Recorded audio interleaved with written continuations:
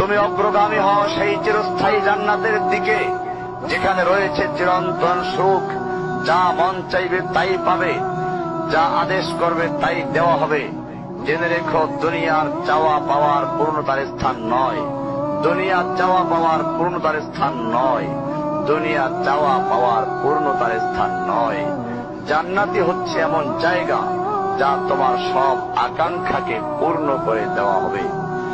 চির কিশোর সেবকগণ, চির যৌবনা সঙ্গিনীগণ, ফল মূল, গোশত, দুধের মধুর শরাবের নহর, উত্তম বাসস্থান ও বিছানা, চির আরাম, চির যৌবন, চির সুখ, অসংখ্য নেয়ামতের মাঝে সবচেয়ে বড় নেয়ামত হবে তুমি আল্লাহকে দেখবে। শুধু তোমাকে এটা বলাই যথেষ্ট মনে করছি, সবচেয়ে কম মর্যাদার যে জান্নাত লাভ করবে তা হবে দুনিয়ার 10টির সমান।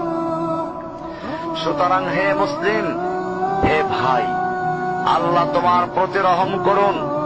এই বার্তা তোমার কাছে পৌঁছার পর আশা করি তুমি তা তোমার পরিবর্তন এবং সংশোধনে যথেষ্ট হবে।